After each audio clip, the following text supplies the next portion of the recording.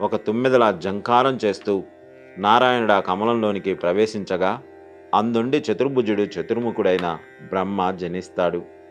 ఆ పైన చతుర్ముఖ బ్రహ్మ భృకుటి మధ్యం నుంచి, దక్ష ప్రజాపతి హృదయ కమలం నుంచి సనక సనందనాలు కశ్యపాది ప్రజాపతులు ఉద్భవిస్తారు. జీవుల శరీరధారణ, పోషణ, ఆయుర్దాయం వంటివి నిర్ణయించడానికి కాలం ఆవశ్యకం. అత్యంత స్వల్ప ప్రమాణం. త్రుటి అంటే రెప్పపాటు.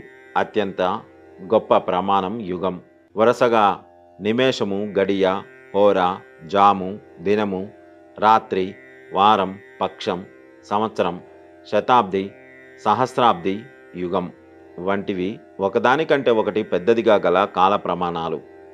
కృత, త్రేత, ద్వాపర, కలియుగాలు నాలుగింటిలోనూ ఇమిడి ఉన్న మొత్తం 43,12,000 సంవత్సరములకు కలిపితే ఒక మహాయుగం.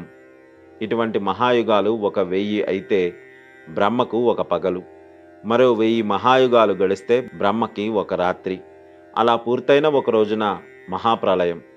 అప్పుడు ఆ బ్రహ్మదేవుడు నిద్రిస్తాడు. తిరిగి సృష్టి. ఇది క్రమం. అప్పుడు ఆ శ్రీమన్నారాయణుడు